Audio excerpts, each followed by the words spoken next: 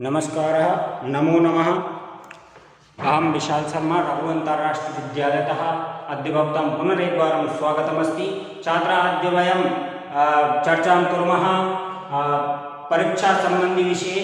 तर्हि परीक्षा अस्माकं परीक्षा श्वः भविष्यति। श्वः इत्युक्ते कल हमारी जो है परीक्षा होगी संस्कृत की कक्षा 7वीं की परीक्षा। कल शाम को प्रस्तुत की जाएगी आपके समक्ष और आपको परीक्षा के सारे उत्तर आपको देना है। उत्तर आपको लिखकर अपने मोबाइल से फ़ोटो निकाल के और आपको व्हाट्सएप पे मुझे पर्सनल नंबर पर भेजना है। हाँ, आज हम बात करेंगे, प्रथम पाठ ही आपका संपूर्ण आने वाला है परीक्षा में। आपको सबको पता है, इसके बारे में जानकारी है, तो इससे संबंधित हम कुछ बात करेंगे। प्रथम हमारा है श्लोक के बारे में बात करते हैं। प्रथम श्लोक है, पृथिव्यां त्रीणि रत्नानि जलमन्नं सुवासितं मूढैः पाषाणखण्डेषु रत्नसंज्ञा विधीयते। कहते हैं, अगर आपको ये श्लोक आता है तो आपको अर्थ इस प्रकार से लिखना है। पृथ्वी पर मुख्यतः 3 ही रत्न हैं। कौन कौन से हैं? जल, अन्न और सुवासित मीठी वाणी। कुछ मूर्ख लोगों ने हीरा पन्ना आदि पत्थरों के टुकड़ों को रत्न की संज्ञा दी है।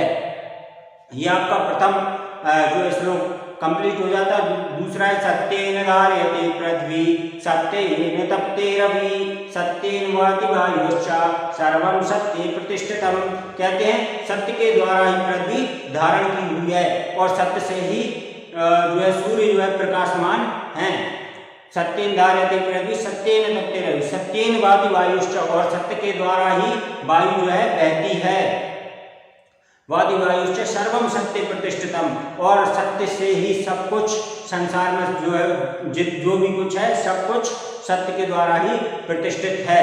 ये आपके 2 श्लोक हैं। बाकी श्लोकों के अर्थ आपके पास में हैं और आप उन्हें कर सकते हैं। आप याद उन्हें करिए और इसके बाद में आपके यहाँ पर 2 डाउट क्लियर हो जाते हैं। श्लोक में से आपको पूछा जाता है यदि कि पृथिव्यां कति रत्न। देखिए, आपके 2 तरह से आपके प्रश्न पूछे जाएंगे जिस प्रकार से आपकी पाठ्य पुस्तक में दिए हुए हैं।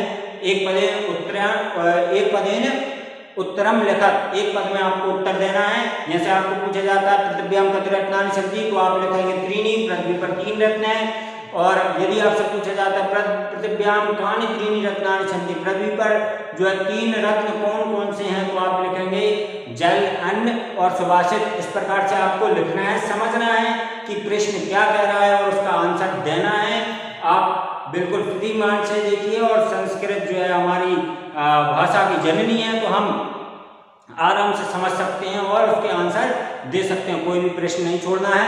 अब आपको छात्रों मैं बताता हूँ, जैसे आपको और कुछ शॉर्ट क्वेश्चन आ सकते हैं आपके वैकल्पिक प्रश्नों में। आप कह सकते हैं कि करोति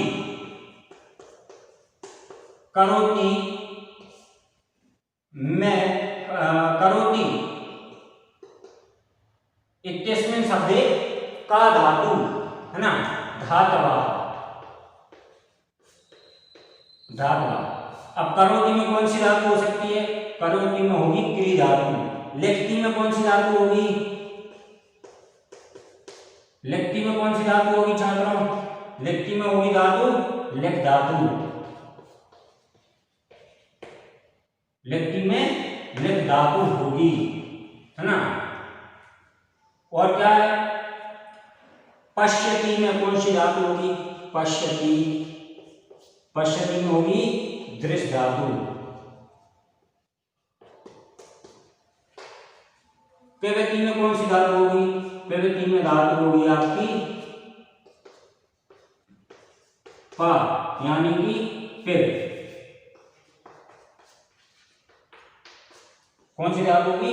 पा धातु। इस प्रकार से आपको ये धातु भी सिंपल सी बात, मैंने आपको 6th क्लास में भी धातु और प्रत्यय और लकार इत्यादि विषय में जानकारी मैं आपको 6th क्लास में दे चुका हूँ, और अब तो आपकी 7th क्लास है, तो आप खुद ही जानते हैं। एक वचन द्विवचन वो भी आपको अच्छे से पता है। बाकी क्वेश्चन आपके फर्स्ट पार्ट में से ही, प्रथम पार्ट के ही आएंगे। आपको सब कुछ याद करना है और उनके आंसर देना है। और आपको कम से कम 2 श्लोक याद करना है और उनके अर्थ आपको याद करना है। ठीक है छात्रों, तो बेस्ट ऑफ लक कल के एग्जाम के लिए और मिलते हैं फिर।